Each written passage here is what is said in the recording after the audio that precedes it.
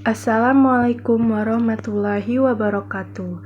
Halo semuanya, perkenalkan nama saya Nasyila Aziza dari kelas keperawatan 1B.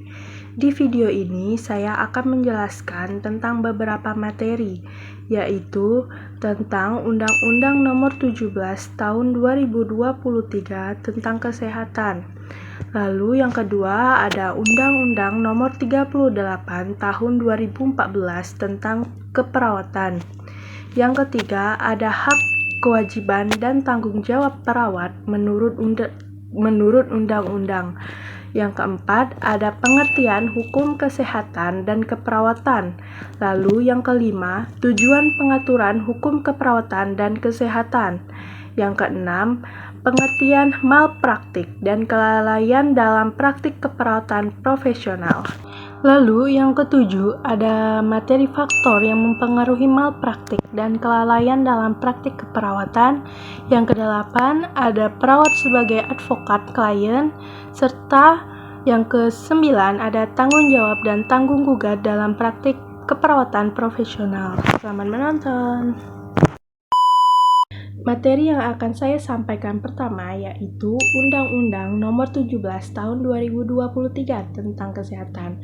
Undang-undang ini mengatur tentang kesehatan dengan menetapkan batasan istilah yang digunakan dalam pengaturannya.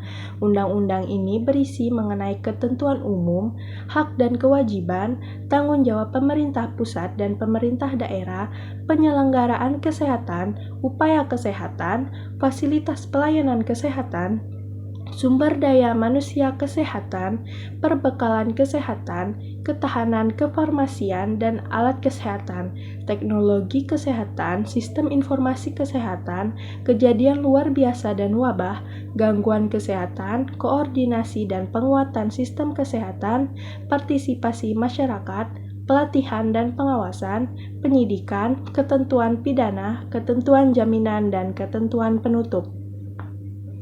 Lalu, materi kedua yang akan saya sampaikan ada Undang-Undang Nomor 38 Tahun 2014 tentang Keperawatan yang mengatur tentang praktik keperawatan, kewajiban perawat, dan perlindungan hukum terhadap perawat.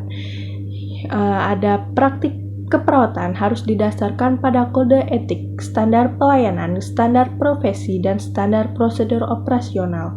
Yang kedua, perawat wajib mematuhi peraturan institusi, memberikan pelayanan sesuai standar dan batas kewenangan, menghormati hak pasien, dan merujuk pasien kepada perawat atau tenaga kesehatan. Yang ketiga, perawat bertugas sebagai pemberi asuhan keperawatan, penyuluhan dan konselor, pengelola pelayanan keperawatan, peneliti keperawatan, dan pelaksana tugas. Yang keempat, ada undang-undang ini mengakui profesi perawat sebagai perawat profesional yang sejajar dengan profesi kesehatan lainnya. Yang kelima, undang-undang ini berasaskan peri kemanusiaan, keadilan, perlindungan, dan kepastian hukum. Materi yang ketiga, saya akan menjelaskan tentang hak, kewajiban, dan tanggung jawab perawat menurut Undang-Undang Nomor 38 Tahun 2014 tentang Keperawatan. Antara lain, untuk haknya, perawat berhak mendapatkan perlindungan hukum, mengembangkan diri, dan menolak keinginan pasien yang bertentangan dengan peraturan perundang-undangan. Lalu, untuk kewajibannya, perawat wajib melaksanakan asuhan keperawatan yang sesuai dengan standar profesi, kode etik, dan prosedur operasional yang berlaku. Perawat juga wajib mendokumentasikan semua tindakan asuhan keperawatan yang dilakukan terhadap pasien. Lalu, untuk tanggung jawabnya, perawat bertanggung jawab dalam setiap tindakannya, khususnya selama melaksanakan tugas. Perawat juga bertanggung jawab untuk menjaga kerahasiaan informasi medis dan data pribadi pasien. Lalu, materi yang keempat, saya akan menjelaskan tentang pengertian hukum kesehatan dan keperawatan. Hukum kesehatan adalah peraturan hukum yang mengatur hak, kewajiban, fungsi, dan tanggung jawab semua pihak terkait dalam bidang kesehatan. Hukum kesehatan ini berfungsi untuk melindungi hak-hak masyarakat dalam bidang kesehatan dan mengatur cara-cara yang efektif untuk meningkatkan kesehatan masyarakat. Sedangkan hukum keperawatan adalah perangkat hukum yang menentukan hal-hal yang seharusnya dilakukan atau larangan perbuatan sesuatu bagi profesi perawat dalam menjalankan profesinya. Materi yang kelima, saya akan menjelaskan tentang tujuan pengaturan hukum keperawatan dan kesehatan. Tujuannya yang pertama untuk menjamin kepastian hukum dan perlindungan bagi penyelenggara kesehatan dan masyarakat penerima pelayanan kesehatan. Yang kedua, meningkatkan mutu perawat dan pelayanan keperawatan. Yang ketiga, memberikan perlindungan dan kepastian hukum kepada perawat dan klien. Yang keempat, meningkatkan derajat kesehatan masyarakat. Yang kelima, menjamin akses terhadap layanan kesehatan yang berkualitas, aman, dan terjangkau. Yang keenam, mendorong peningkatan kualitas layanan kesehatan. Yang ketujuh, mewujudkan masyarakat yang sehat melalui upaya pencegahan penyakit, promosi kesehatan, dan rehabilitas. Yang kedelapan, meningkatkan kesadaran, kemauan, dan kemampuan hidup sehat bagi setiap orang.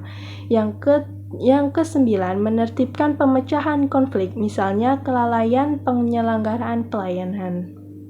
Yang keenam, saya akan menjelaskan tentang pengertian malpraktik dan kelalaian dalam praktik keperawatan profesional.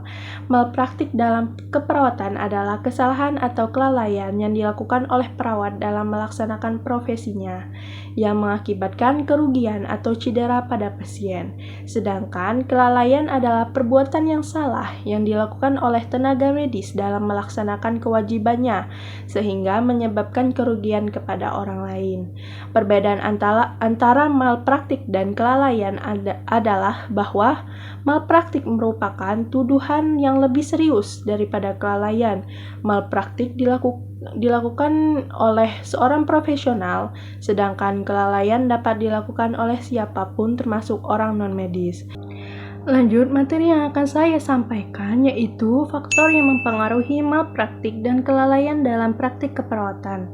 Malpraktik dan kelalaian dalam praktik keperawatan dapat disebabkan oleh beberapa faktor, di antaranya yang pertama, kurangnya staf. Perawat yang bekerja berlebihan dan lelah akibat kurangnya staf cenderung melakukan kesalahan. Lalu yang kedua ada pelatihan yang buruk.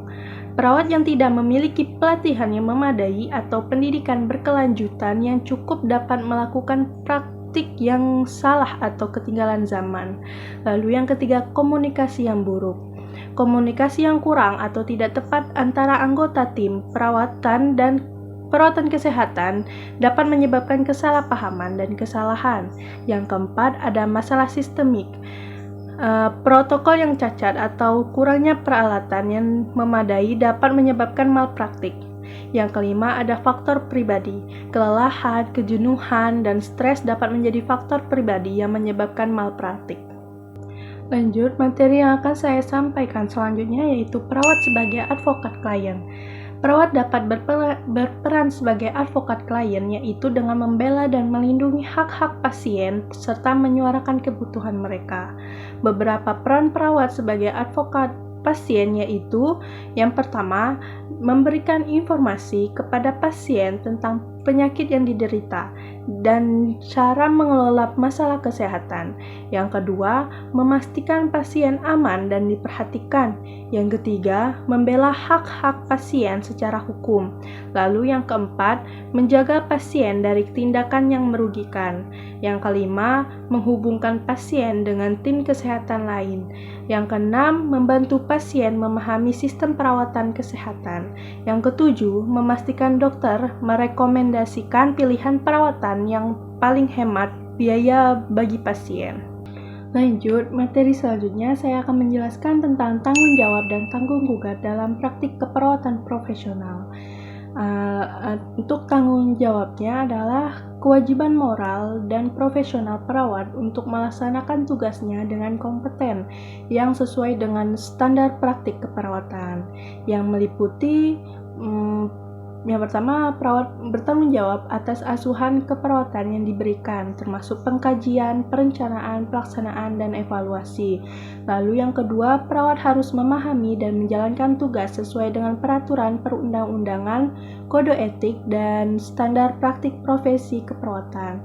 Yang ketiga, perawat bertanggung jawab untuk terus meningkatkan kemampuan profesional melalui pelatihan dan pendidikan berkelanjutan. Yang keempat, perawat harus memastikan tindakan yang diambil aman atau tidak membahayakan pasien. Contohnya, perawat melakukan pengkajian awal pasien dengan benar dan membuat rencana asuhan yang sesuai dengan kondisi pasien.